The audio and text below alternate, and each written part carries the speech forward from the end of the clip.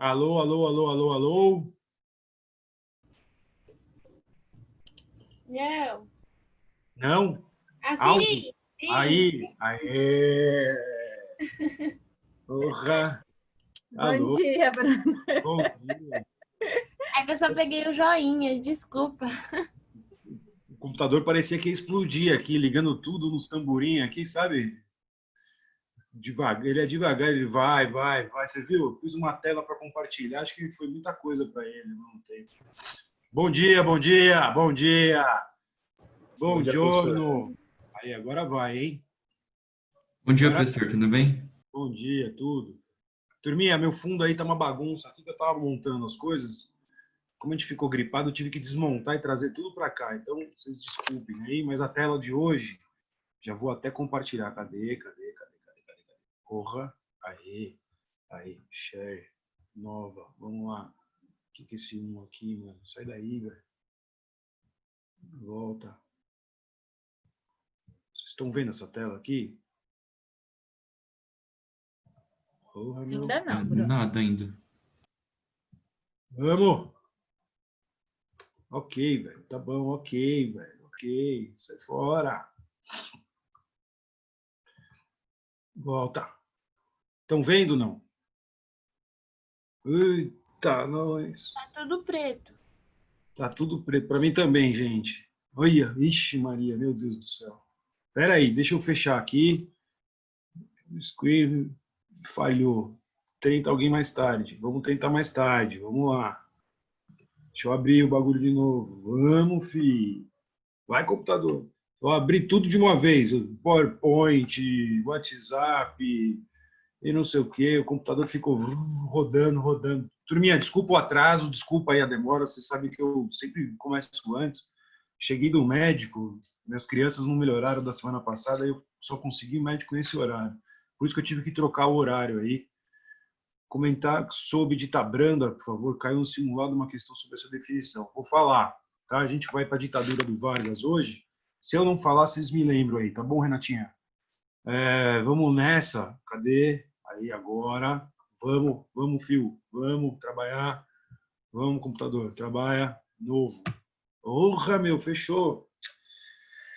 Ai, caramba, gente. Tá devagar hoje o computador aqui. Ô, meu. Vai, velho, vai, por favor, vai. Isso, bonitão.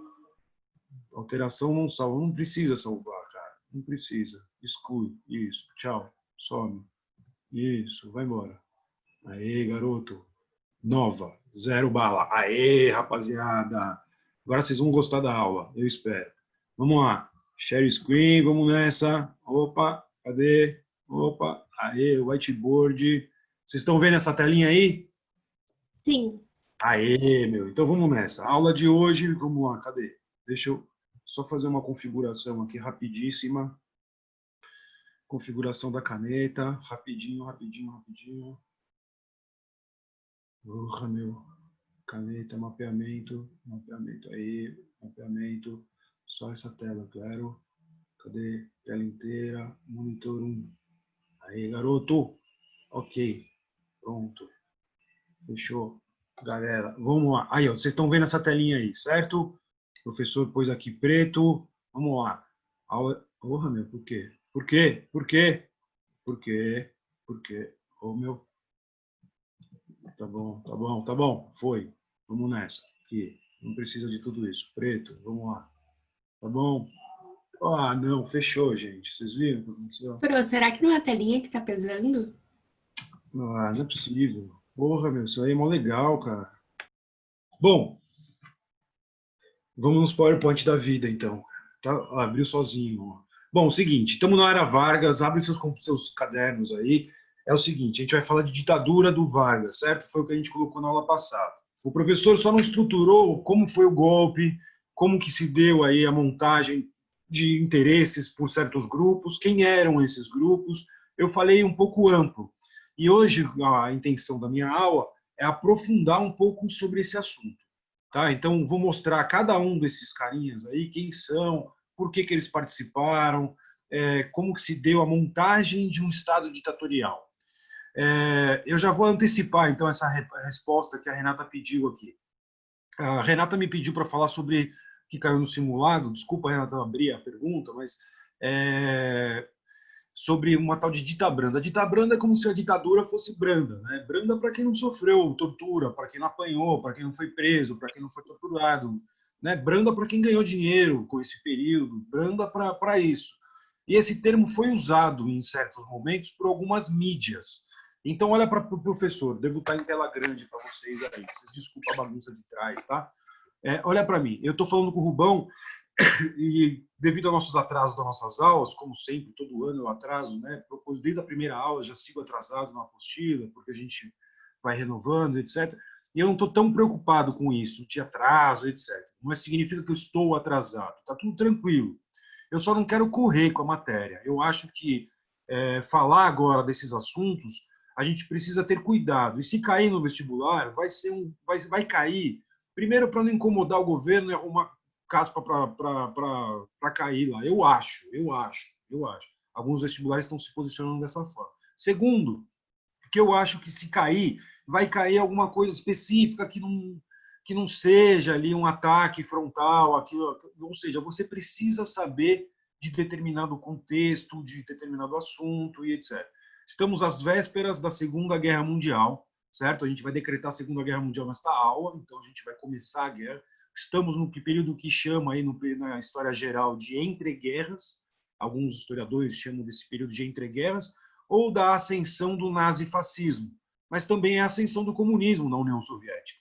Né? E a aula passada eu estava falando para vocês de estados socialistas e movimentos que explodiram pela Europa inteira e no mundo inteiro. Né? Na Europa a gente tinha a Alemanha, a França, a Espanha, até mesmo em Portugal, movimentos que na década de 30 vão levar a várias guerras. Guerra Civil Espanhola, a gente vai ver movimentos de ascensão, portanto, aos regimes nazifascistas como partido político. A ditadura varguista, que a gente vai estudar agora, chamada Estado Novo, essa ditadura, ela tem feições fascistas, mas a gente não chama o Estado Novo de um governo fascista. Por quê? Então, primeiro a gente estuda o Estado Novo, e aí eu falo para vocês, olha, não chama de fascismo por causa disso, disso, daquilo. Se vocês chegaram nesse assunto em História Geral, já da Segunda Guerra, acredito que não, certo? Deve ser uma das últimas aulas, porque Segunda Guerra, aí a Guerra Fria, e aí são as 3, 4 últimas aulas. Então eu vou precisar de alguns conceitos.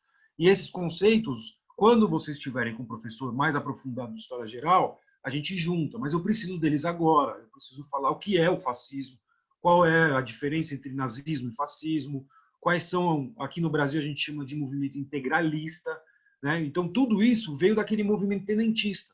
De um lado, de um grupo dos tenentistas, como a gente viu na aula passada, tem o Prestes, que foi o grande líder dos movimentos na década de 20. Né? E aí o Prestes, o movimento tenentistas, ele rumou mais para frente para o comunismo. Uma outra parte dos tenentes, mais ligada à força pública e etc. e tal, vão ficar pendurados no governo, e para se manter no governo, eles vão aceitar um autoritarismo e etc. e tal, mas eles têm feições que a gente chama de integralistas aqui, mas são feições fascistas, né? Declaradamente fascistas, então, portanto. Esses governos, então, que a gente vai estudar a partir de agora, são características deste período, da década de 30, que é totalmente a construção do nazismo, por exemplo, lá na Europa. O Hitler está subindo ao poder, está começando o golpe, etc. Está tendo a guerra civil na Espanha. Então, tudo isso no Brasil repercute, né, diretamente no Brasil. Aqui no Brasil, a gente vai ver os interesses. Bom, até agora, nas nossas aulas, eu estava estruturando para vocês como é que se desmontava uma república chamada oligárquica. Uma república ou um Estado que sempre foi voltado a um determinado grupo. Ele era controlado, dominado e direcionado para um determinado grupo. Então, as políticas e as práticas econômicas e sociais sempre foram voltadas a este grupo. Por isso que a gente chama de um Estado oligárquico. Ou era a aristocracia agroexportadora, na época do Império, ou vai ser a aristocracia predominantemente de São Paulo e Minas Gerais, da exportação de café, certo? Que a gente vê aqui na época da República, que a gente chama República Velha, nesse período.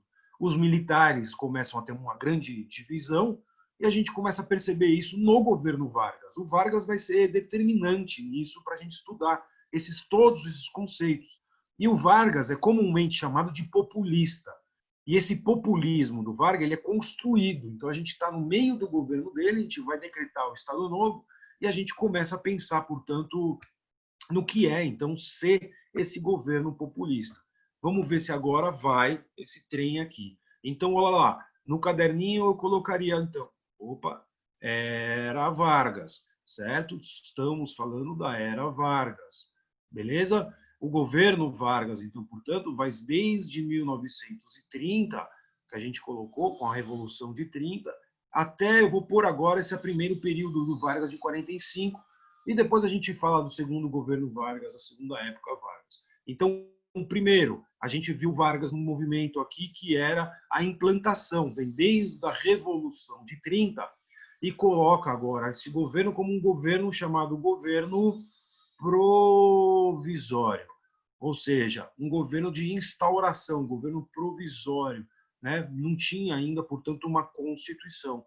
Quando a Constituição fica pronta em 34, então, portanto, esse governo aqui vai de 1930 até 34, quando a Constituição sai em 34, a gente vê que a gente chama de governo constitucional.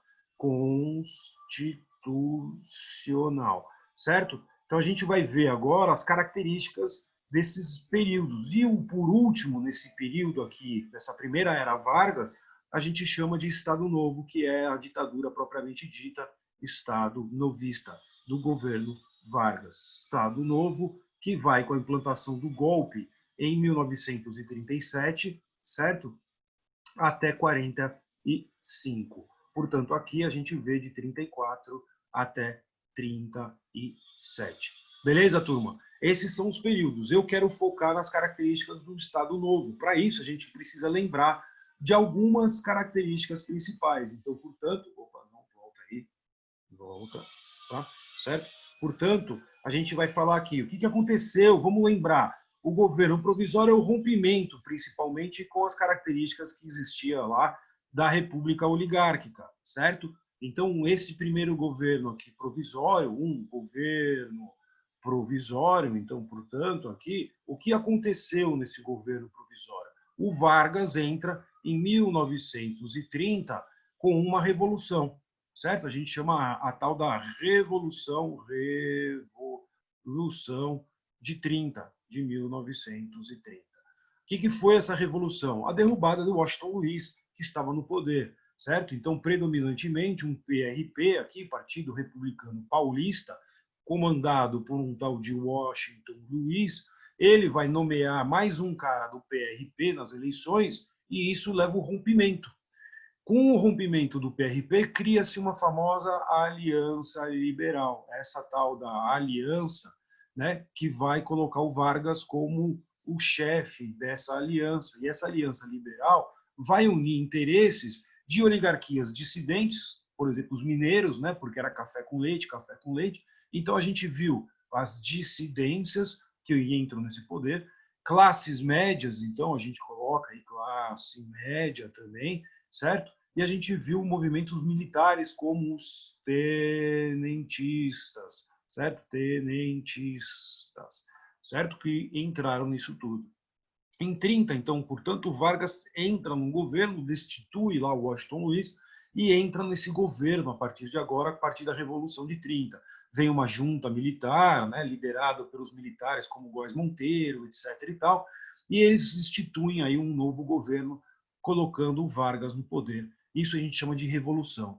Essa revolução, então, ele começa a construção com grandes ministérios.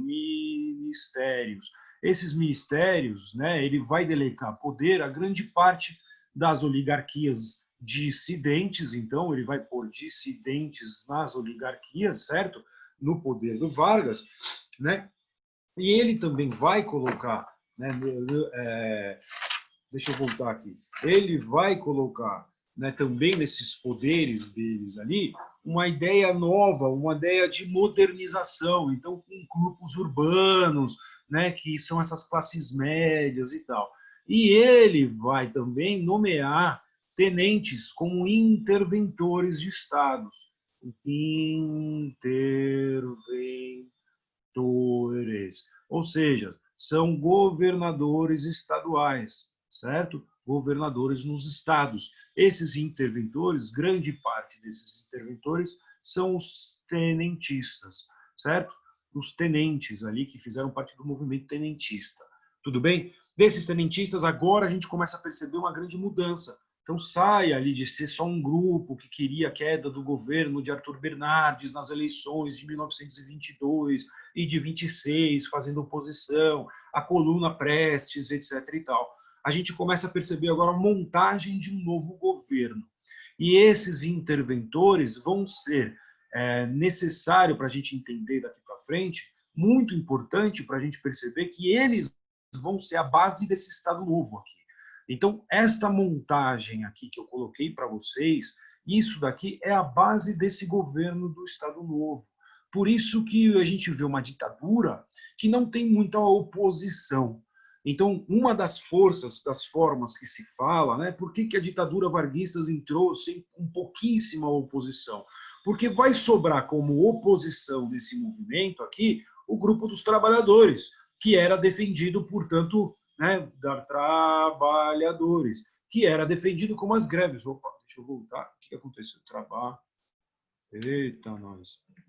Trabalhadores. Ou seja, que era defendido por através de sindicatos, certo? E a gente viu o movimento desde a década de 20. Então, operários, né, a formação desses grupos operários, que lá na década de 20, portanto, mostra uma coesão, certo? Mudanças na industrialização, então já tem uma grande urbanização e etc. e tal.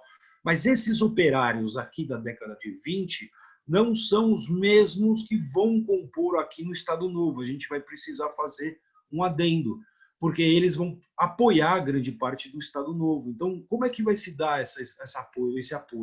A gente vai ver que dos ministérios vão sair muitas medidas de transformações do Brasil do governo Vargas. Então, a gente vai ver que uma das forças do Vargas vai ser a construção desse populismo varguista, que vai dar a ele uma base de sustentação muito forte.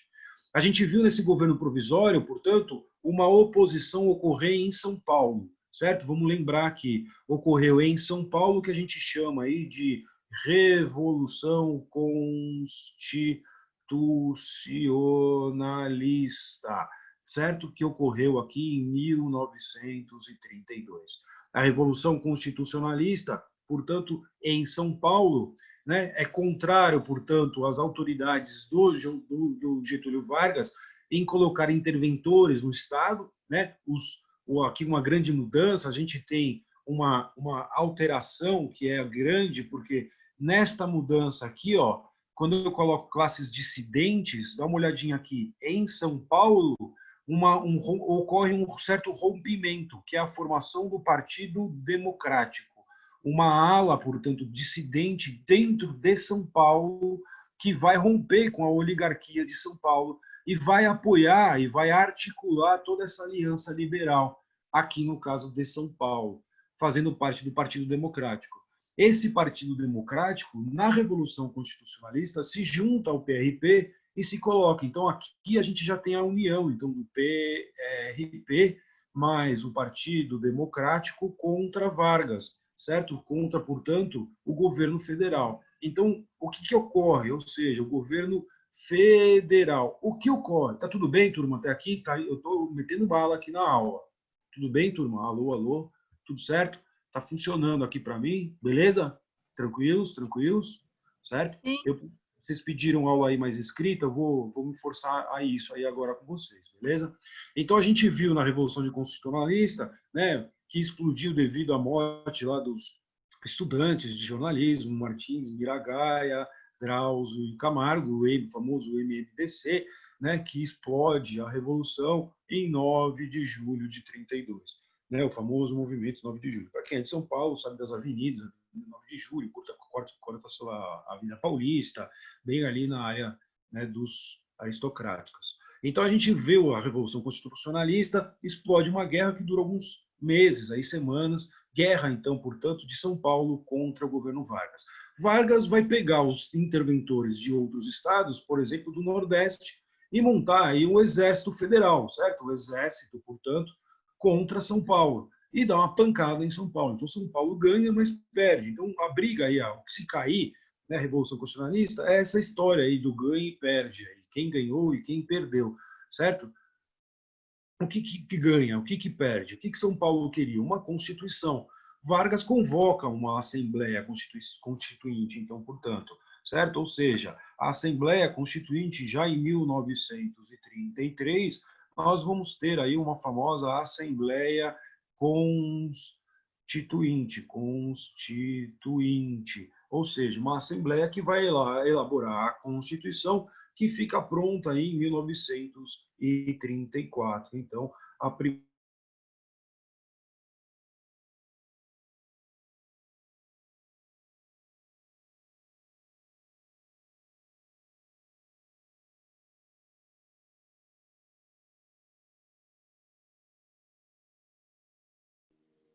Oi, David. Estamos aqui. Que susto, obrigado. É o Bruno que travou, não sei se ele está escutando a gente.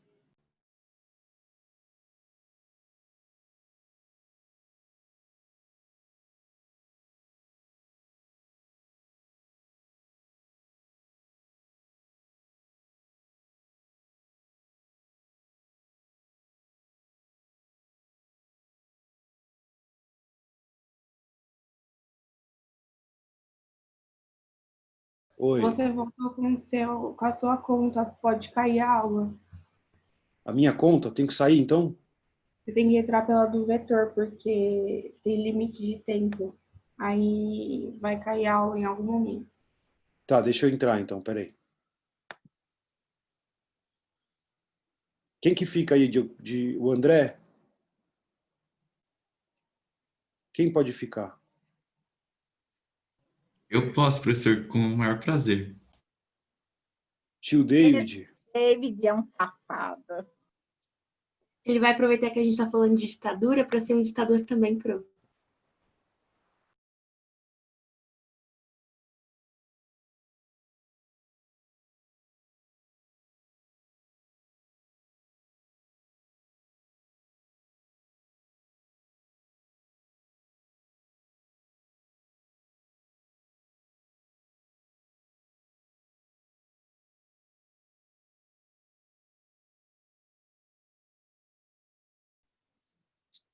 Deu? Funcionou, turma?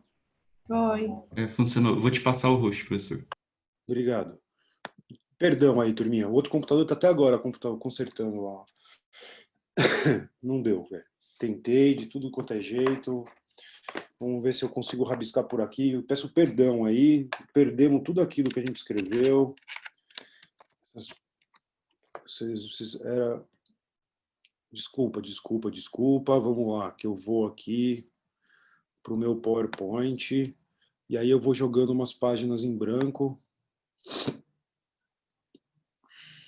E a gente rabisca nas páginas em branco. Tá bom, turma? Vamos lá. Então a gente estava aqui, ó. Vamos lá, cadê vocês? Aqui. Compartilhar tela. Vamos para o PowerPoint mesmo, porque o negócio tá feio. Vocês estão vendo aí o PowerPoint, turma? Sim? Se eu aumentar a tela, muda para vocês também? Tá a tela grande? Sim. Sim. Ó, mas não escreve. Olha que maldição. Então vamos lá. Vai. Cadê? Caneta. Caneta, seta, caneta. Vamos. Pronto. Então, ó, eu estava colocando para vocês lá, 30, a tal da Revolução, certo? 34 saiu a Constituição. Então, o que aconteceu aqui, né? A Revolução Constitucionalista. São Paulo queria uma Constituição, ganhou a tal da Constituição. O governo lança a tal da Constituição. Mas São Paulo perde também, é derrotado aí pelas tropas federais, certo? Pelo Exército Brasileiro. Sai essa nova Constituição.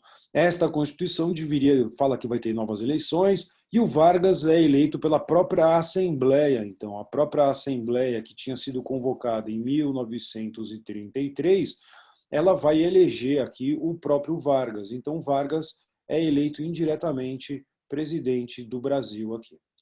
Começa o governo, então, portanto, que a gente chama aqui governo constitucional. A partir de agora, vai até 37. Esse momento, a gente fala sobre uma grande disparidade no Brasil, certo? A gente vê no Brasil a ideia, né, o crescimento, portanto, de novos grupos, né? A gente vê, portanto, a partir de agora, grandes mudanças, grandes alterações que a gente ocorreram no Brasil. Como que a gente pode explicar, então, esse momento no Brasil? Certo? Descartar. Como que a gente pode explicar aqui este momento para vocês? Aparece aqui para vocês essa tela? Vocês estão vendo aí? Que Sim. tela, Pro? Essa tela preta? Sim. Certo? Vou escrever nela aqui, então. A gente viu do movimento tenentista, então, vamos lá, cadê minha canetinha? Desenhar. Tem que vir aqui. Vamos lá, vamos de vermelho. Certo? Então, aqui, a gente viu que no movimento tenentista, então isso que vocês precisam colocar, onde eu tinha colocado lá, movimento tenentista, certo? Agora vai de quadrado, gente. Eu tinha puxado para o lado, para o outro, depois eu fecho para vocês explicando. A gente via que o movimento tenentistas, eles eram contrários, portanto, né, ao regime oligárquico, né? Oligárquico, mas eles não tinham, portanto, uma ideologia, não tinha um partido tenentista e etc. Eram pessoas, né, que vinham ali liderando movimentos diferentes. Então, o movimento ele vai se dividir. De um lado, a gente vê o Prestes, né, Luiz Carlos Prestes, certo? Né, o Prestes, portanto, e ele vai ter agora mais afeições ao tal do comunismo. Ele vai começar, então, a estruturar suas ideias e dar mais força, então, ao Partido Comunista. No começo ele ainda vai recear, e etc. e tal, mas ele vai tentar colocar as ideias do comunismo agora muito mais próximas da sua vida. Como ele mesmo falava na época, ele falava, olha, você é comunista, Prestes? Ele fala, não, eu ainda estou estudando, estou sendo apresentado ao comunismo, né, por um grande líder ali do partido, etc. e tal. Porque essas ideologias são coisas para a vida, não é uma coisa que agora eu sou comunista, amanhã já não sou, depois etc. e tal. Mas grande parte dos tenentistas, eles tinham, né, um tal de um opa, peraí, volta. Espírito revolucionário.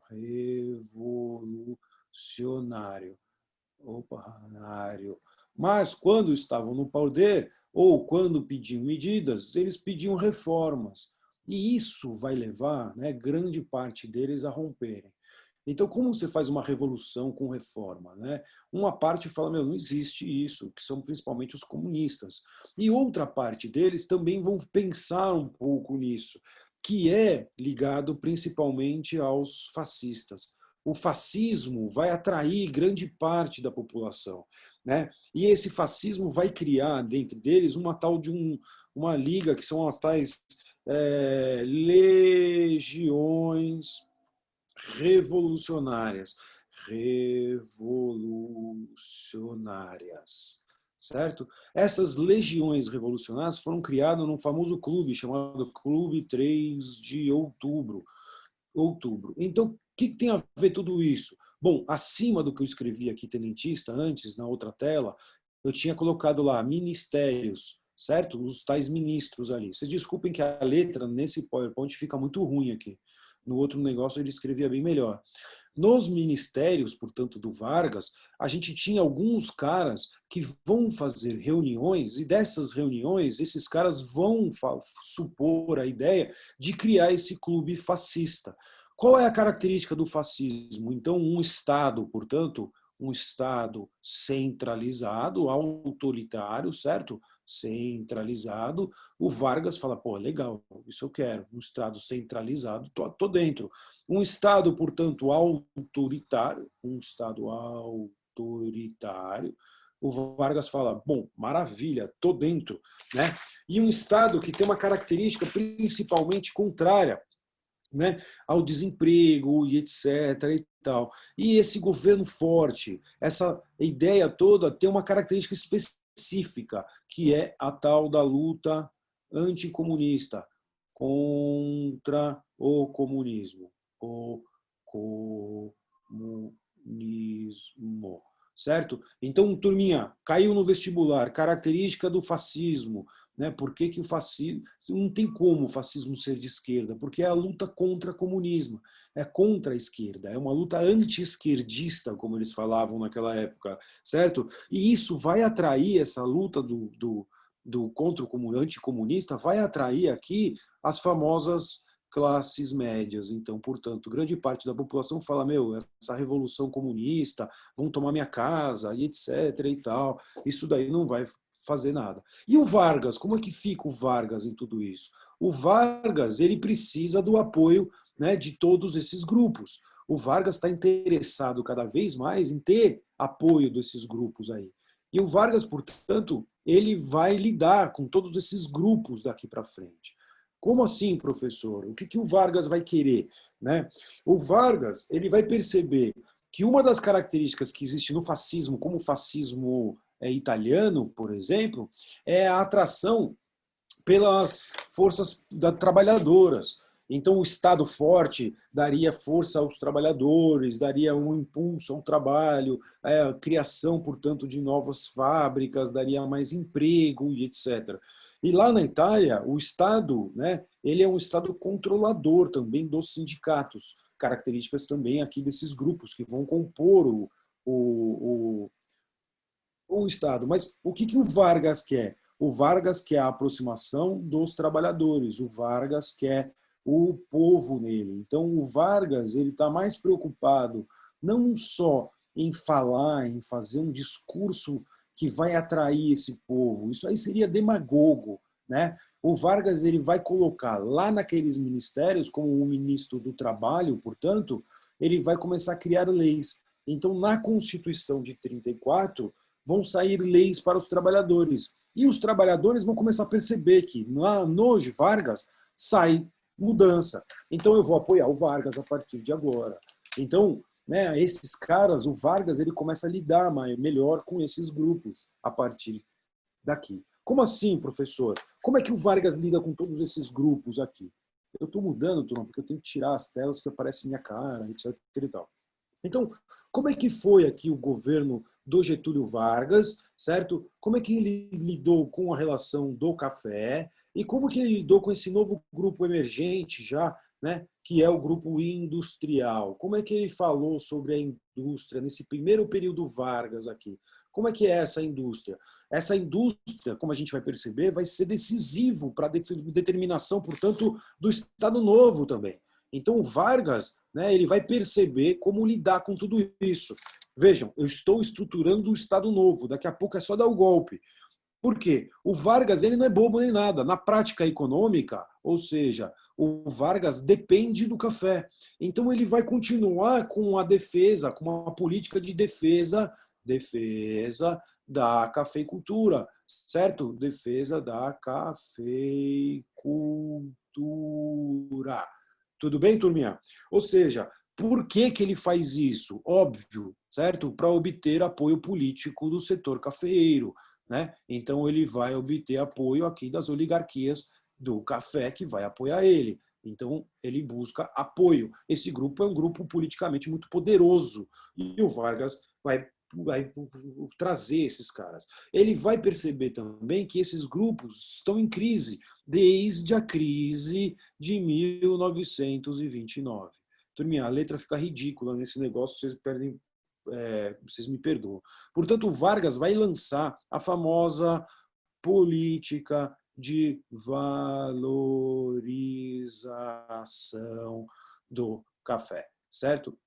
Do café.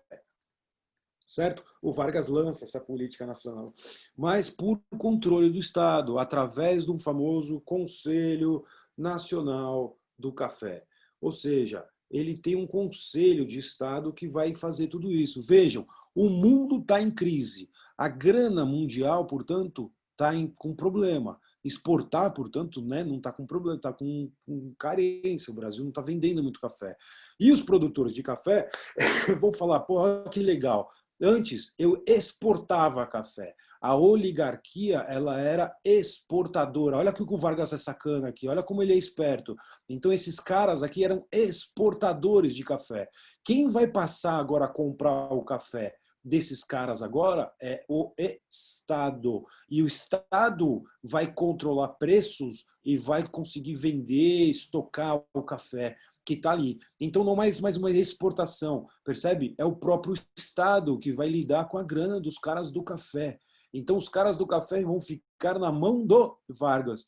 Então o Vargas conseguiu agora, ó, não só o apoio desses caras, o Vargas consegue também agora ter esses caras na mão dele. Então, compra, né? O que é essa política de valorização do café? Compra, estoque de café, estocar café, certo? E ele vai perceber que a gente vai chegar a um momento de queima de café, né? O café vai ser usado aí para queima de café. Ou seja, queimar dinheiro, né, gente? Pega café e queima de uma vez. Ou seja, tem alguém falando alguma coisa, turminha, comigo? Eu vi alguma coisa, aconteceu alguma coisa, volta. Estão me chamando, vamos lá. Professor, eu levantei a mão. Eu tô com uma dúvida. Manda. A oligarquia cafeicultora, ela também não tinha opção de... Ela vendia diretamente para o Estado, mas ela não tinha opção de vender para o mercado interno mesmo, na população diretamente, ou tinha que ter esse intermédio do Estado intermediando essas transações, assim? Então, o mercado interno ele é pequeno, né? O consumo de café nas grandes cidades que se dá. Mas o mercado, a produção de café é muito maior do que só o mercado interno. Ele abastecia, aí o Brasil abasteceu grande parte do planeta, né? Então a produção de café do Brasil é muito grande para esse momento. Então não dá para comparar. A produção vai para o mercado interno, mas o mercado interno não consegue absorver tudo isso, certo? Se conseguisse absorver, não precisava ter queimado. Isso é uma das provas, portanto, da época do Vargas. Essa política vai perdurar aí até o final da Segunda Guerra Mundial, por muito tempo, né? Essa política de estoque de café. Vão usar café para queimar, para fazer mexer, por exemplo, navios, trens. Os caras vão queimar café para siderurgia, queimar mesmo, né? O café vai ser queimado. E assim, qual é a política do Vargas? Né? Percebam aqui, qual que é a lógica do Vargas? O valor da moeda do Brasil tem que ser desvalorizada. Por que eu tenho que desvalorizar a moeda brasileira? Porque senão o Estado vai ter que competir, né, com as questões internacionais. Ou seja, o que eu vou importar? Né? Importação. O que eu vou importar? Se a grana para importar está muito cara, o dinheiro lá de fora vale muito, para importar, fico difícil. Se a importação está difícil, certo? Valorizo a exportação. Só que vive-se uma crise mundial em que todo mundo retraiu suas economias. Todo mundo pegou o dinheiro e falou, eu não vou ficar mandando dinheiro para o Brasil. Eu não vou mandar dinheiro para nenhum lugar. Ou seja, os Estados Unidos começou a buscar de volta os empréstimos que ele tinha feito, a Inglaterra, idem, etc. e tal. A Alemanha está numa crise violenta. Então, a ideia do mundo é se fechar mais em crise. Quando vê uma crise, as políticas nacionais econômicas vão cada vez mais fortes. Então, a restrição monetária internacional está grande. Então, o valor da moeda do Brasil tem que continuar desvalorizado. Você fala, poxa, professor, mas o Vargas não vai querer valorizar a economia? Ele fala, bom, se a importação está cada vez mais difícil, ou seja, está difícil a importação, difícil, ou seja, a importação está difícil, qual vai ser a solução para o Brasil? Industrializar. Olha só, eu vou favorecer o meu mercado interno, eu vou favorecer criando indústrias e vou criar trabalho e vou gerar mais circulação monetária no Brasil. E essa política aqui do Brasil vai queimar o excedente de café. Então essa queima, a gente sempre tem um cuidado aqui, porque a gente fala do excedente. Mas esse excedente, como você me perguntou, ele é muito grande, né? Sobra muito. Sobra muita grana aí do café. Sai outra pergunta, turma? Não aparece a tela para mim. O que é isso aqui? Não aparece aí. Alguém mais chamou? Alguém? Mais alguma coisa? Vamos lá. Turminha, não estou lendo aqui. Sim, durante o governo constitucional, bigodes, ditadura, tenso, Mustangs, deu tempo. Tem alguma coisa que eu tenha que ler? Eu mando, que ele tinha escrito no grupo. Obrigado, turma. Sim, durante o governo constitucionalista. Obrigado. Compartilhar tela, vamos embora. Então, turminha, acelerando aqui o passo, vamos nessa. O governo Vargas, portanto, ele vai agora, então, continuar com essa política de industrialização. Percebam que é uma política de industrialização que a gente chama de substituição de importação. Importação. Por que substituição de importação? Porque são os bens de consumo, portanto, né, imediatos ali. São bens de consumo dessa industrialização que o Vargas vai focar agora, né, por uma indústria ainda uma indústria muito simples, uma indústria ainda que não precisa de muitos recursos, óbvio, porque para trazer fábricas de fora, trazer maquinários de fora também está caro, como eu estou falando aqui nas importações. Então o Vargas vai precisar cada vez mais, vejam, por outro lado, para fazer grandes empresas, para fazer grandes aportes de dinheiro, quem que vai ter essa grana para investir no Brasil? O Estado. E para o Estado fazer isso, então vai ser um Estado interventor. Então vai ser a solução para esse grupo liberal que existe, né, pseudo-liberal aqui, que seriam esses grupos urbanos, apoiarem, portanto, um Estado autoritário, um Estado forte, centralizado, uma economia, portanto, que vai investir dentro do Brasil.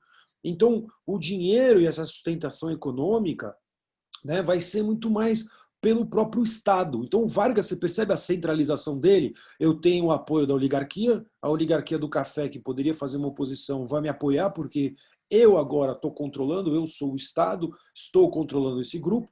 Por outro lado, como eu mostrei para vocês aqui, o Vargas, ele vai, através dos trabalhistas e desde as leis de 34, fazer mudanças, então, regulamentações com relação ao trabalho. Os trabalhadores apoiam o Vargas, portanto, né, a partir de agora, e a gente percebe, a partir de então, né, também na indústria e no café. Então, setores que eram opositores ao Vargas, setores que perderam o poder antes do próprio Vargas, agora estão no governo Vargas, não mais como um único poder, mas como parte da estruturação do Estado varguista.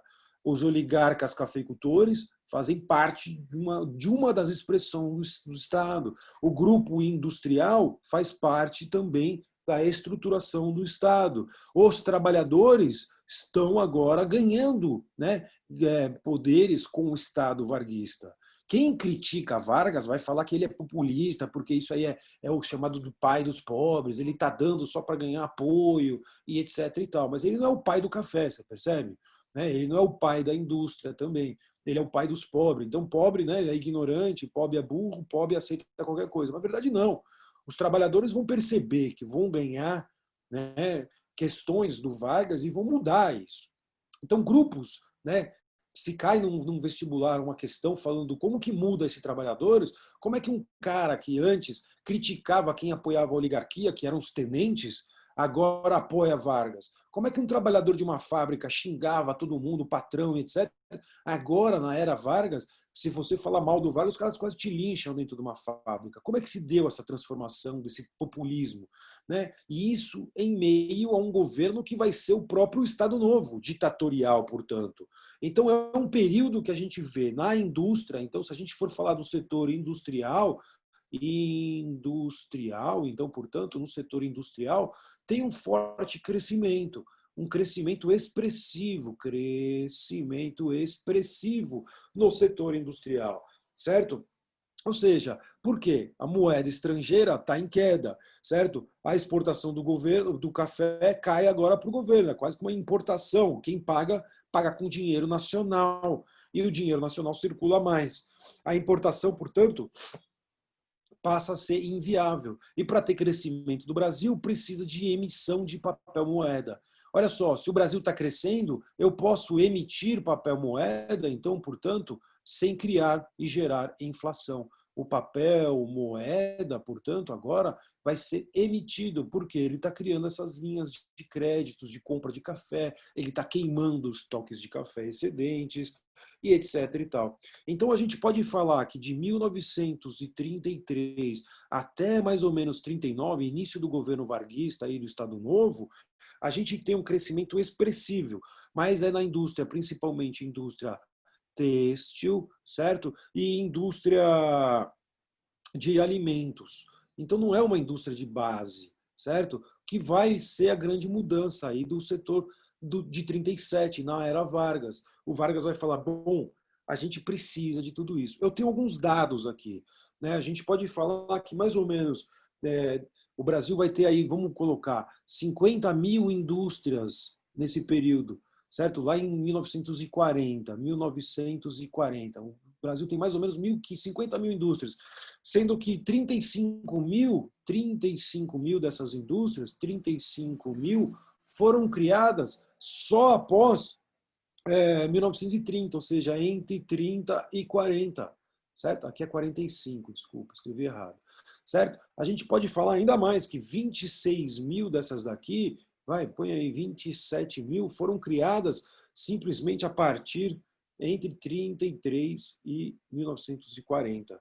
Só que a gente, dessas todas indústrias que a gente tem aqui, 56, 58% dessas indústrias não tinham muito mais do que 5 pessoas dentro dela, certo? São indústrias pequenas, portanto, pessoas, certo? São indústrias pequenas, portanto, não são indústrias expressivas, indústrias muito grandes que colocam isso daí. Então a gente pode falar assim, que a era Vargas é uma nova era, percebem? Né? A era Vargas, portanto, é uma nova era, certo? A era Vargas, ela vai romper com aquela oligarquia, certo? É uma nova era, é uma novidade nesse período, ao mesmo tempo que a gente fala que essa substituição, né? Indústria, portanto, vocês vão ver a indústria leve, já que a gente vai chamar outra de base, são indústrias leves, indústrias incipientes, etc. Então, isso tudo vai levar o Vargas a ter cada vez mais poder. Então, como é que o Vargas, portanto, cria o Estado Novo? Como é que a gente constrói agora, então, a ditadura varguista? Né? Deixa eu voltar agora aqui. Dúvidas? Dúvidas? Alguém levantou a mão? Vamos lá, turma? Posso continuar? Posso, certo? Qualquer coisa me chamem, pelo amor de Deus, aqui eu não estou vendo nada. Então vamos lá, como é que o Vargas fez tudo isso? Certo? Como é que o Vargas estruturou esse Estado Novo? Como é que começa esse Estado Novo aqui do Getúlio Vargas? Para a gente entender como ele entra, porque sair vai ser fácil. Então vamos lá, se a gente for falar do Estado Novo varguista, Estado Novo, que vem com um golpe em 1937 e vai até o fim da guerra, um pouquinho depois do fim da guerra, que tem eleições aí previstas para o Brasil. Então, como é que se dá isso? Vamos lembrar? 1934. A gente viu a Constituição. A Constituição falava que tinha que ter eleições. E essas eleições previstas aí para substituir o Vargas, portanto, em 37, certo? A gente precisa aqui ter novas eleições. Então, qual é a grande divergência das ideias que são colocadas, essas propostas aí? A gente percebe que em 1935, ocorreram levantes, como a famosa intentona comunista, certo? O que foi a famosa intentona comunista? Foi um levante nos quartéis, então, portanto, que foi reprimido. Essa repressão levou aí ao fechamento do Partido Comunista, levou a novamente criar novas medidas autoritárias do Vargas, e isso daí levou, por exemplo, à prisão de Prestes. O Prestes, por exemplo, vai ficar 10 anos preso, e aí a gente vai ver ele seguir aí Prestes preso, portanto, na cadeia. Certo? Líder, portanto, e alguns outros líderes, muitos outros líderes presos, estudantes presos, etc. Então, uma parte da oposição que eu falei para vocês que podiam aí abarcar os trabalhadores, está aí sendo reprimido, que foi em 35. Porque antes do Estado Novo, a gente via as divergências entre a ação integralista brasileira, chamada A e B, de um lado, certo? Esses grupos aqui eram os fascistas que eu coloquei para vocês, certo? Esses fascistas. E de outro lado, a gente viu a ANL, A gente viu, portanto, grupos que tinham como ação libertadora nacional. Esses caras, portanto, vão aqui pensar como o governo, como o Estado vai se estruturar. Essa governo desses fascistas aqui tinham expressões dentro do exército. Então vamos lá. Por que o exército vai apoiar? Um dos caras, que é o famoso Góes Monteiro, que liderou essas repressões aos governos anteriores, certo? E esse governo vai acabar agora percebendo, né, que existe um movimento, ou seja, a gente vai pela Constituição, pelo modelo legal, então, ou seja, o legalismo, certo, da Constituição, vai criar uma certa instabilidade política. Instabilidade. Esses caras pregavam isso. Se tiver eleições, dessa legalidade da Constituição vai criar uma instabilidade. Ou a gente pode começar a perceber, criar e estruturar um golpe. E esse golpe vai ter apoio também, além do Exército, de alguns deputados, né? Deputados dentro do Congresso e ligados também a alguns tenentes, que eram antigos tenentes, que eram interventores, que passaram a ser governadores de estados. Esses caras vão articular agora a ideia de que, se tiver eleição, vai ter uma instabilidade. Grupos aí opositores ao Vargas podem chegar ao poder e a gente vai ver um Brasil novamente às mãos de uma instabilidade política que pode criar, aí tudo vai para trás. Tudo que estava se criando no Brasil agora pode ir para trás. Esses caras do Exército, Góes Monteiro, portanto, ele é integralista, certo? Esses caras têm a ideia, portanto, de um Estado forte, centralizado, né? Deputados, portanto, como, por exemplo, um Negrão de Lima, que ele vai fazer as articulações dos estados. Vejam, qual é o interesse desses caras? Esses caras aqui, anteriormente, eles eram os interventores, lá que eu coloquei para vocês, os tenentes, viraram governador de estado. Se eu dou um golpe a partir de agora, eu me mantenho aonde? No poder. Não tem eleição, suspende a Constituição, eu mantenho no poder. Então, para mim, é interessante apoiar esse grupo. Então, segundo Vargas, e a articulação, portanto, por exemplo, de um deputado chamado Negrão de Lima, esses caras vão perceber a partir de agora essa ideia, né, de que, poxa, olha, vamos evitar a eleição e vamos criar essa ideia. Mas como é que se dá o famoso golpe, né, de 1937? Em 30 de setembro, então, em 30 de setembro de 1937, é divulgada uma carta pelo governo que deveria ter uma ação, então é divulgada divulgação, certo? De um plano comunista e de um plano de tomada do poder dos comunistas. Então, olha só, por que eu tenho que falar que os comunistas, plano comunismo, comunista, gente, pelo amor de Deus, comunista de tomada do poder, certo? Esse plano, portanto, era um falso. E esse plano, essa carta foi lançada pelo governo. É o famoso plano Cohen. Esse plano Cohen aí era porque tinha aí uns comunistas que gostavam de um cara lá do leste europeu e etc e tal. E é um plano falso, né? Esse daqui é totalmente falso, é uma famosa fake news. Olha só, por trás disso, o que o Vargas precisa? Vejam, eu já falei dos trabalhadores, já falei dos oligarcas, eu já falei aí dos industriais, da burguesia, portanto, apoiando o Getúlio. Falta falar agora de um grupo, que é a classe média. A classe média, com esse medo comunista, vai apoiar o golpe e vai ficar quietinha, vai falar, olha, tudo bem, dá o golpe aí, porque antes que a gente continue com esse Estado aí comunista que venha tomar o poder mais para frente.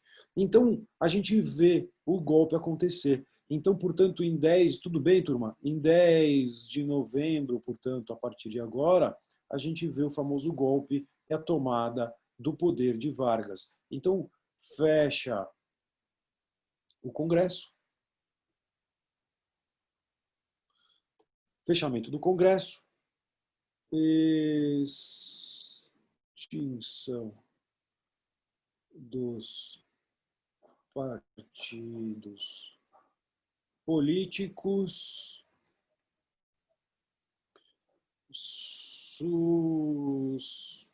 suspensão, obviamente, das eleições, certo? Presidenciais, eleições presidenciais, certo? E suspensão da Constituição. Vejam, o que se fala nesse momento a partir de agora? Fala, pô, o Vargas entrou no poder em 1930, né? Ele tinha também suspendido a Constituição, ele tinha suspendido tudo aquilo, era um governo provisório e etc e tal. Agora, novamente, ele fecha a Constituição. A oposição não existe, é uma oposição muito fraca. Esse Estado Novo, portanto, ele vai começar agora a ser instaurado no Brasil, fechando os partidos políticos, perseguindo opositores, criando censura e organismos aí que vão dar poder ao próprio Vargas. Então a gente vê que o Vargas ele vai criar até agora uma nova carta, a famosa Carta, né, Constitucional de 1937. Ela também conhecida como a Polaca, certo? Quais são as características dessa Constituição aí, dessa característica do governo Vargas? Eu vi que levantaram-se as mãos. Alguém está me chamando aqui. Quem quer falar? Alô, alô? Nada? Eu acho que era dúvida no chat, professor, mas a gente já respondeu já. Era só dúvida no que estava escrito. Certo. Ó, 10 de novembro, é isso? Está escrito antes do golpe, 10 de novembro, isso, 10 de novembro, turminha. Desculpa pela letra. Reclama mesmo aí, turminha. O que eu estou falando é o seguinte, principalmente é o seguinte, turminha, estou estruturando o golpe. Eu falei que antes, então eu falei lá do governo constitucional e estou comparando agora, porque lá não tinha Constituição e agora tem. Né? Olha só, lá não tinha uma Constituição e também chamavam o governo Vargas de ditatorial, certo? Tanto que São Paulo sai a Revolução Constitucionalista de 32. Eu estou falando essas coisas porque é isso que confunde. Agora, o Vargas, em 37, ele lança uma Constituição. E essa Constituição ela é um pouco diferente das outras. Né? Ela é uma característica chamada de centralizadora, né? É uma carta que foi imposta, diferente daquela que foi feita por uma assembleia, que foi eleita, portanto promulgada. Essa aqui foi outorgada, certo? Vocês me desculpem aí, a letra tá ridícula, né? Ou seja, ela tem uma característica de justificar, né, o golpe, justificar esse governo autoritário através, dando uma característica legal, ou seja, justificar através de uma legalidade aí supostamente dada. Mas imagina, se eu dou um golpe, tomo um poder, crio uma Constituição, por que eu fechei anteriormente? Porque essa daqui, obviamente, vai me dar mais poder, certo? Então, regimes autoritários brasileiros, agora a gente vai começar a pensar mais para frente. Isso vai ser uma característica que vai acontecer repetidamente no Brasil daqui para frente, não para trás. Então, quando a gente olhar agora o que se fala nos vestibulares, etc., do Vargas, de 37, poucas coisas são características do anteriormente. Na indústria, professor, a gente vai ver indústria pesada. Na política, a gente vai ver ele fechando a Constituição e criando uma Constituição própria, para dar uma característica de legalidade, mas, né, é autoritária, centralizadora e etc. Ele vai ser criado por força, é um golpe, né, uma violência. Vejam, quando a gente fala de golpe, a gente está falando de atos violentos, violência. E a violência pode ser através da violência não física apenas, pode ser uma violência aí de rompimento, né? Pô, supostamente tinha uma corrupção ali, derruba e prende alguém e etc e tal. Tira da cena os opositores, como tirou ali o Prestes, tirou alguns outros líderes. Tira, portanto, tudo isso. Vejam bem, quem é o relator dessa Constituição? Quem que redigiu esse cara? A Constituição é um cara chamado Francisco Campos. Olha só, pessoal, Francisco Campos, ele era o Weintraub daquela época. Ele era o nosso ministro da Educação daquela época. Ele foi ministro da Educação, portanto, do Vargas. Educação. Olha só, gente, educação e saúde. Nossa, eu acho que tem alguma coisa a ver com os tempos atuais aí, hein, gente? Certo? Ele fala uma frase muito legal, né? Que tem, portanto, o próprio Francisco Campos, pode anotar aí, inspiração fascista, certo? Da Itália, portanto, inspiração fascista da Itália e da Polônia, certo? Da Polônia. Olha só, eu tenho uma frase dele que eu guardei aqui para vocês. Turminha, se alguém falar alguma coisa, por favor, me interrompam, tá? Eu estou aqui preocupado nas minhas falas. Olha lá, vamos lá. Vamos falar com o professor. Olha a frase do cara. Parece ou não parece os tempos atuais? Vê, o próprio Francisco Franco, ele foi chamado depois para falar tudo isso. Ele vai falar uma frase muito interessante. Dá uma olhada. Tinha como objetivo fazer a propaganda, né, dos atos do governo, etc. e tal. Ele foi chamado para falar sobre isso. E a gente vai ver os órgãos que davam poder ao Vargas, portanto. Olha só, não é preciso contato físico entre o líder e as massas para que haja multidão. É possível hoje transformar a tranquila opinião pública do século passado em um estado de delírio ou alucinação coletiva, mediante os instrumentos de propagação, de intensificação e de contágio de emoções, tornadas possíveis precisamente graças ao progresso que nos deu a imprensa de grande tiragem, a radiodifusão, o cinema, os recentes processos de comunicação. Soma aí frases atuais. O que você colocaria mais hoje? Internet, Facebook, Twitter, gabinete do ódio, certo? Rachadinha, Ministério da Rachadinha, e por aí vai. Então, como é que o Vargas vai conseguir instalar tudo isso? Como é que o Vargas vai montar essa estrutura do Estado Novo? Olha só, ele vai criar alguns organismos que estruturam ele. Vejam, olha o que ele falou, né? Desculpa, eu estava aqui. Olha o que ele fala. Eu não preciso ser populista e estar com o povo. Eu não preciso ser populista em debate público. Eu não preciso ser populista e falar para as massas. Eu falo ali no meu cercadinho particular. Eu falo ali no meu cantinho, certo? Eu falo ali do meu lado. Então eu falo só para quem me interessa. Esse é o Francisco Campos, certo? Esse é o ministro que foi o ministro da Educação daquela época. Ele tinha sido trocado por um ministro chamado Capanema, que vai fazer grandes reformas do Vargas agora, que é uma época de reformas educacionais. Então ele já não é mais ministro da Educação, ele tinha sido trocado, devido às grandes inspirações aí dos fascistas, né, e etc., dos tenentistas também e tal. E eles montaram aquele clube 3 de outubro, que eram, né, grande parte desses características. Então, quais são as características da Carta Constitucional? Características da Carta de 34, de 1934.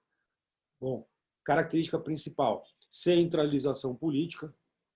Centralização política, certo? Aonde? No poder do Executivo Federal, portanto, no governo Vargas, certo? A gente vai ter também uma extinção, olha só, extinção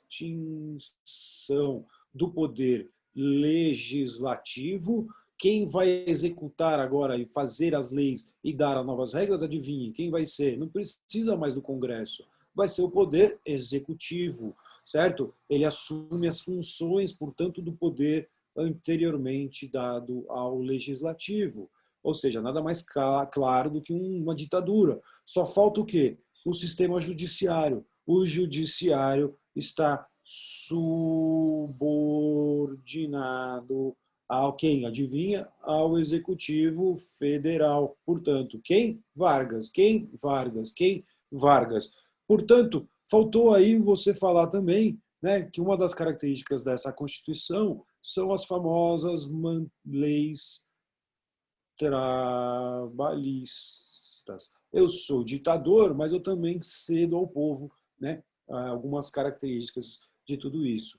Vejam, né, é uma Constituição aqui que vai falar, pô, professor, o cara tem características aí de que ele é fascista, mas por que ele não é fascista? Certo? Por que ele não é? A gente não chama o Estado Novo de fascista, senão a gente chamava de Estado fascista, né? Não porque ele não é fascista, né? E aí porque não é fascista e por que é, né? Então assim, o resto, tudo que eu não colocar aqui é porque é, né? Ele parece ser. Primeiro, porque ele não é totalitário, certo? Totalitário. certo? Essa é a primeira característica. Totalitário significa a minha característica, eu quero expansar por um planeta inteiro. E o Vargas não tinha esse expansionismo. Segundo, a Segunda Guerra Mundial. Né? O Vargas vai entrar numa guerra contra os regimes totalitários. Mas até lá, as feições dele, né, de uso da violência, dos excessos, etc. E tal. E o Vargas, ele não tinha um partido totalitário, certo? Percebam, o partido fascista, né, era o partido dos integralistas. O Vargas, ele não é da ação integralista brasileira. Ao contrário, o Vargas é contrário à ação integralista brasileira. Ele tem alguns desses caras que são poderosos no poder, né? Ele chama algum desses líderes, como, por exemplo, um cara que tinha participado aí de um ultranacionalista, que tinha feito características, que tinha sido crítico ao Vargas, e esse nome que vai ser forte nesse período chama-se Plínio Salgado. Esse cara aqui, ele vai passar agora a ser, ou o Vargas vira um regime fascista, ou o Vargas vai ter que começar a perseguir os fascistas. E ele vai fazer os dois, o Vargas. Certo? Como assim, professor? Né? Como o governo fascista, certo? Vejam, porra, professor, mas ele é fascista? Ele é, porra, ele não perseguiu os comunistas? Então, ó, perseguição, certo? Persegue comunistas, certo? Ou seja, já tinha prendido o Vargas, ele vai doar a filha, a esposa do Vargas grávida lá para o Estado alemão, né? Porque ela é judia, deportar ela lá para os campos de concentração, como a gente falou. Mas o Vargas, ele, por ter aquele grupo com ele, vocês podem encontrar aí alguns textos no próprio apostila de vestibulares que ele fazia tal dessa política dos governadores, ou seja, nos estados ele mantinha suas intervenções, ele era, portanto, o centralizador do poder. Né? Eles tinham, portanto, essa maior afeição ao poder e tal.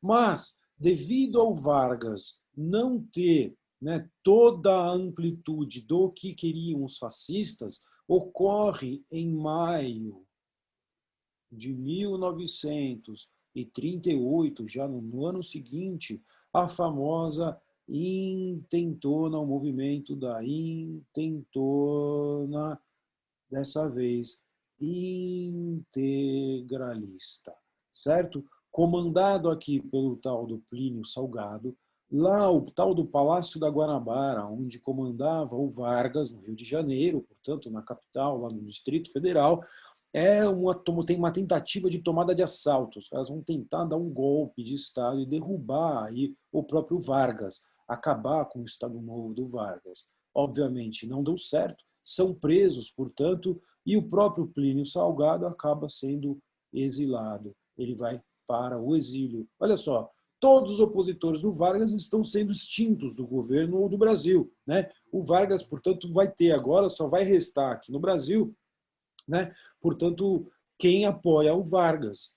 Ou seja, tudo bem, turma? Eu vou mudar de slide agora aqui, mas para um novo. Tudo bem?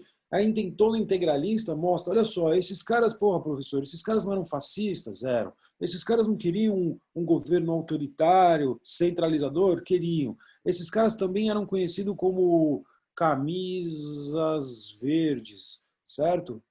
Camisas verdes. Esses caras vão tentar dar um golpe no próprio Vargas? Vão. E isso daí é o que o Vargas precisava para tirar os opositores do seu poder. Só vai ficar comigo quem me apoia, então, a partir de agora. Então, peraí, vamos falar sobre o fortalecimento do Estado do Vargas. Fortalecimento do Estado Novo.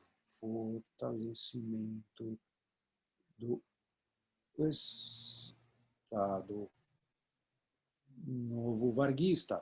Olha só. Bom, criação de vários órgãos aí.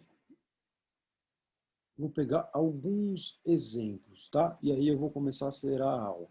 Por exemplo, o tal do DIP, Departamento de Imprensa e Propaganda. O que era esse departamento de imprensa e propaganda? Primeiro, fazer a propaganda do governo, certo? Propaganda do oficial do governo, obviamente dos feitos do governo, então sempre pró-governo, sempre a favor do governo, fez isso, construí aquilo, criei aquilo, certo? Ao mesmo tempo aproveitava-se nessas transmissões para a exaltação de Vargas, certo? Como eu coloquei para vocês. Ele tentava também falar que ele era o cara que fazia isso. Então, a exaltação de Vargas também aproximava ele com uma característica das massas, né? Mais do povo, mais dos trabalhadores e etc. Por outro lado, é o controle, por outro lado, é a censura, certo? Controle, censura, certo? Perseguições, né? E tinha também a ideia de que tinham, nesse momento, o controle sobre eventos culturais. O próprio DIP fazia os próprios eventos culturais.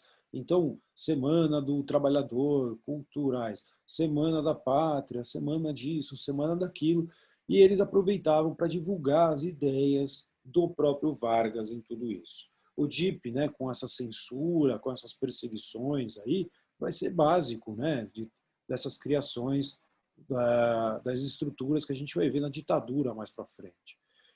Também tem o DASP, né, o famoso departamento, portanto, departamento, né, de administração da segurança pública.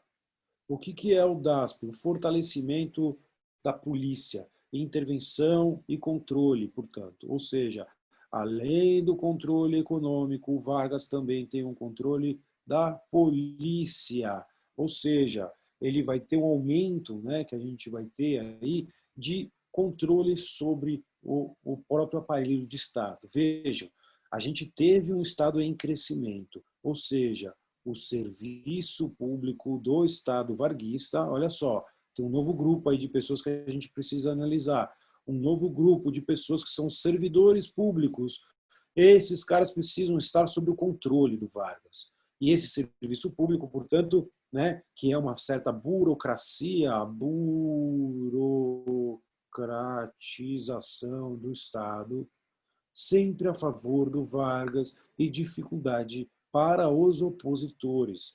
Ou seja, tem órgãos agora dentro do governo que vai fortalecer as ideias. Então, se tiver alguém do serviço dentro do Estado que trabalha ali, um funcionário público, falando mal do próprio Vargas, esse cara aí vai ser perseguido, esse cara aí vai ser, né, reprimido e tal. Ao mesmo tempo, esses caras também controlavam umas forças policiais. Existe uma tal de polícia especial, famosa polícia especial, certo? Ou seja, as forças policiais eram, né, fortalecidas, então dá força à polícia. Essa polícia especial era controlada por um cara chamado Filinto Miller.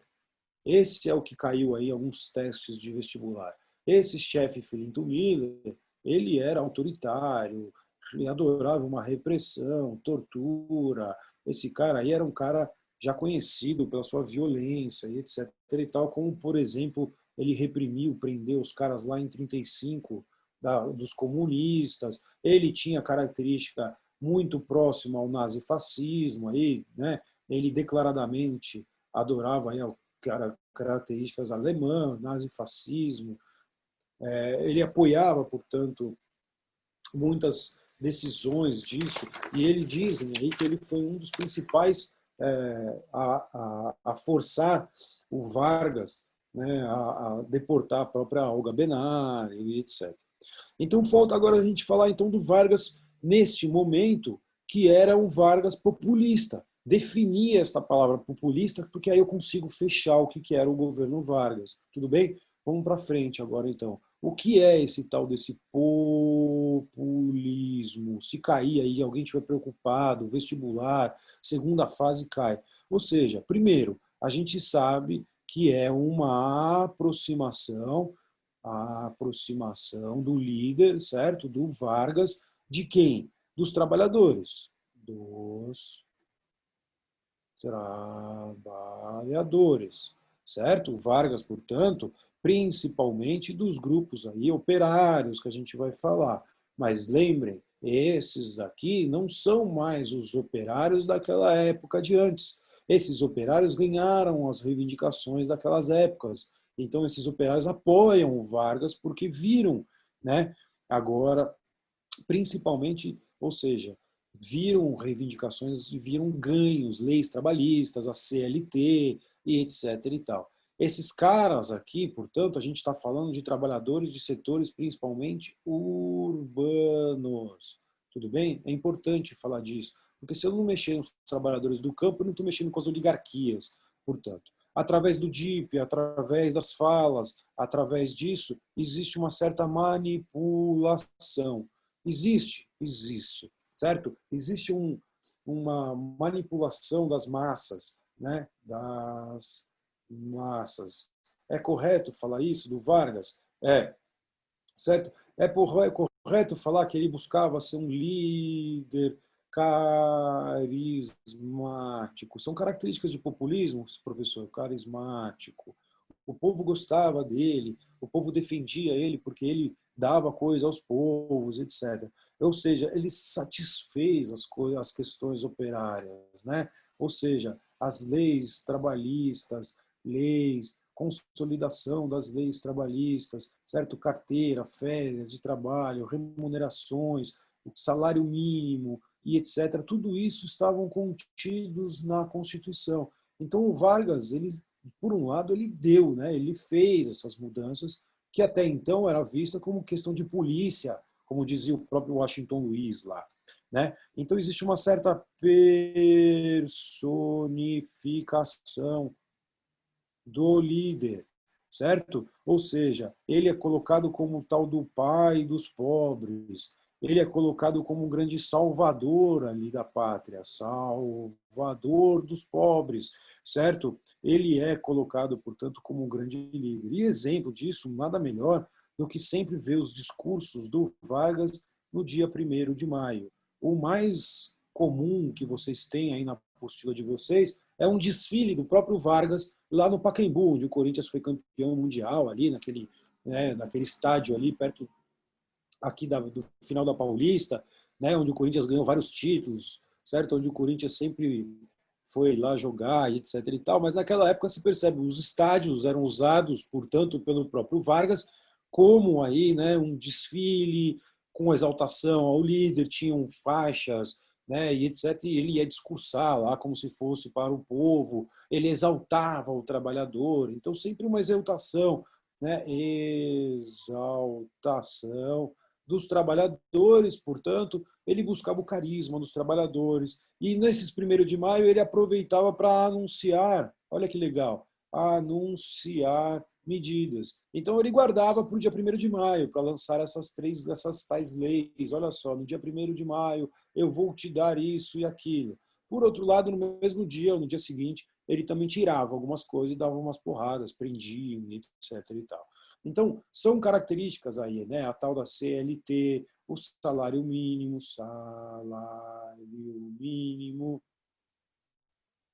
certo? Férias remuneradas, certo? A gente tem 44 horas por semana de trabalho, certo? Agora, horas, corrige aí, certo? A gente tem a famosa carteira profissional. A gente pode falar de mudanças, né, que foram aí ligadas aos próprios trabalhadores. Tudo bem, turminha? A nossa aula vai só até que horas, turma? Pelo amor de Deus. Começou 1h20. Então já deve estar acabando aí. Ou seja, já acabou, para falar a verdade, né? Ó, só para a gente terminar, desculpa aí, eu sei que vocês devem estar com fome, etc. e tal. Deixa eu só colocar para vocês algumas coisas. O Vargas, vamos fechar aqui. O Vargas, ele deu, portanto, aos trabalhadores. Ele é colocado, portanto, né, nesse Estado Novo aqui, com uma ditadura, com crescimento econômico e tal. O que faltou eu colocar para vocês? Construção de uma identidade nacional. Olha só, o que é essa construção dessa identidade nacional? Né, isso daí é falado bastante. Ele, Vargas, é o cara que dá a identidade ao Brasil. O Brasil agora, né, que se falava sobre um nacionalismo, etc., a cara do Brasil é o Vargas. Tá? Então ele também vai fazer isso com que seja usado isso na própria educação. Esse nacionalismo dele, né, essas reformas que ele colocou, essas mudanças que ele coloca, vai levar o Brasil a um grande crescimento, novas indústrias e etc. Só que no mundo tem um porém, que é o que eu vou colocar na próxima aula para já derrubar o próprio Vargas, e eu já vou desculpando aqui pelo horário de ter tomado um tempo. A gente vai ter aqui a explosão da Segunda Guerra Mundial. Então, enquanto aqueles caras estavam no governo, no começo do Estado Novo, Filinto Miller, os nazifascistas, etc., e perseguindo a oposição, tem uma virada, né? No meio da guerra, os estados nazifascistas começam a ser derrubados, portanto. Se esses estados começam a ser derrubados, começa a ter uma formação de alianças internacionais para a derrubada do nazifascismo, como a União Soviética, Estados Unidos e grande parte da Europa. E aí, então, começa a decaída do nazifascismo e desses estados autoritários e umas novas ideias liberais, etc. Vejam, para fechar, desde 29, com a grande crise de 29, não se voltava a falar do liberalismo. Aquele liberalismo levou a uma crise violenta do mundo. Estados autoritários, estados centralizadores levaram a solução dessas décadas de 30. Só que a solução dessas décadas levaram às guerras, como a Grande Guerra, a Primeira Guerra e a Segunda Guerra Mundial. Então agora o nazifascismo ele foi, né, de certa forma, colocado como uma esperança para grande parte do povo. E agora o nazifascismo ele vai se mostrar como atroz, como uma coisa destrutiva, como uma coisa absurda, né, inaceitável pela população.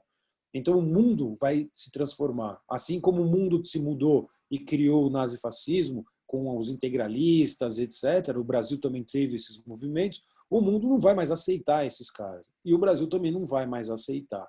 Então a Segunda Guerra é a grande virada aí do governo Vargas e do mundo, né? Começa a tal da Guerra Fria. Então a gente começa a ver um novo alinhamento aos Estados Unidos, um novo alinhamento a novos interesses e outros grupos dentro do Brasil.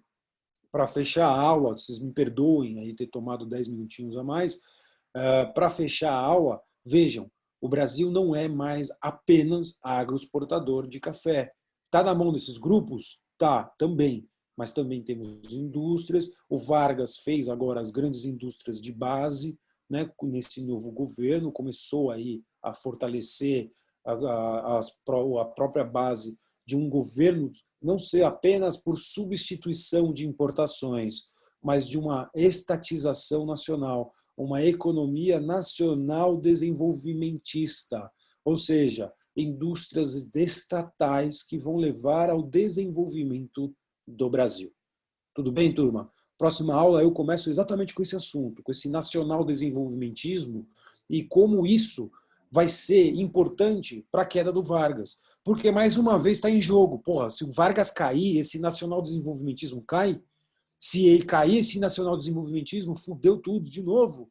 Vamos voltar para a oligarquia? Tem como voltar? A gente vai ver que não tem como. Mas quais são as novas forças que vão estar em jogo daí por diante, então, para frente? Desculpem pela tomada do horário, desculpem pelo atraso inicial ali, do computador ter quebrado, etc. e tal. Me perdoem por tudo aquilo. Só mais um segundinho. Eu falei com o Rubão e o Rubão me delegou mais algumas aulas. Eu preparei um material para falar um pouco, principalmente para quem tem segunda fase de humanas, né? E mesmo para quem não tem. Para quem quer estudar história, não só igual agora que eu fico, na economia, olha, substituição de importações, nacional desenvolvimentismo e vamos ver o depois que vai acontecer. Liberalismo com intervencionismo. Na política, oligarquismo ou política populista? Será que existem outras práticas políticas? A sociedade, saídas com governos centralizados, a direita seriam esses fascistas, a esquerda seriam os comunistas. Será que existem outras alternativas? Será que existem outros pensamentos? Por trás de tudo isso, como agiram esses grupos? Então o professor fez o seguinte, a gente está chegando ao final do Vargas, a gente vai ver Dutra, todo mundo, Jânio, Jango, etc. Eu vou acelerar a próxima aula para todos esses caras de uma vez. e vou JK e tudo, e vou falar do golpe já de 64. Sobre o golpe de 64, de 1964, eu recolhi alguns documentos, que é material do meu estudo, etc. e tal. Então, olhar mais com um olhar de historiador mesmo, não como uma aula aqui. Pegar aquele documento, ler, extrair, fazer um debate, eu acho isso, eu acho aquilo. Quem é esse cara, professor? Não sei, não sei. O que significa isso, o que não significa? A gente pode pesquisar juntos, abrir uma internet, cada um vai numa frente, levanta isso, levanta aquilo. Lê esses documentos, vê como cada um desses grupos participaram, portanto, do golpe de 64, durante o regime militar pós-64, toda a ditadura militar de 64, e como foi isso os dias atuais, como estão esses grupos. Então eu peguei documento. Por exemplo, quem quer falar, vamos falar mal da Globo, vamos falar a favor da Globo, isso, aquilo. Eu peguei um documento, por exemplo, da Globo, como que ela participou do golpe de 64, quais eram os interesses, como o Estadão falou, como cada um dos jornais. Eu peguei todos os jornais, para falar a verdade. Eu posso pegar alguns, a gente lê e fazer uma linha. Eu estou fazendo isso, vocês me desculpem aí, porque algumas aulas em anos anteriores eu falava de ditadura, e ficar falando de ditadura é falar de atrocidades, né? De tortura, disso, daquilo e tal. E aí eu estou pensando em fazer uma linha um pouco diferente, por documentos mesmos, né? A gente pega documento, grupos de interesses econômicos, grupos de interesses políticos, sem esquecer o que aconteceu sobre tortura e tal, mas não focar a aula em cima de tortura. Focar a aula em documento. Então, fazer um trabalho de historiador mesmo. Ou seja, a gente pesquisa, a gente constrói junto um trabalho aqui de olhar para esses documentos. Eu tomo um cuidado para fazer o contexto com vocês ao cuidado, porque isso daqui é daquele contexto, esse é daquele, e no final a gente produz um documento juntos e vê o que acha. Porque, por exemplo, para fechar, por exemplo, eu apoiei a ditadura, então em 64 eu falava que aquilo não era golpe, que era uma revolução de 64. Hoje a gente sabe que foi um golpe. Aí agora, o que acontece? Eu vou lá, escrevo um documento e falo, errei. E aí fica por isso? E aí acabou, não tem problema? É igual uma fake news, então eu lanço fake news. Olha, acabou o vestibular esse ano, não vai ter mais vestibular. Aí amanhã eu escrevo, errei. E aí, fica por isso? E o que eu causei, e tudo, né, e tudo mais por ali. Então não é, quando a gente está falando hoje, se fala muito disso, de fake news, blá, blá, blá, blá, blá, blá, é bom a gente ficar atento, né? O que significam esses resgates históricos, o que significa esse reformismo histórico, etc. É como pensar um historiador. Olhar para aquele documento, criar um novo documento, mas, né, tentar avaliar, principalmente, com o que a gente tem aqui de conhecimento. Tudo bem, turminha? Dúvidas? As aulas aí, vocês me perdoem, da caneta, das coisas. Ajuda desse jeito. Tudo bem? Fechou? Estão aí? Alô, alô? Tá todo mundo aí? Vocês devem estar comendo, né?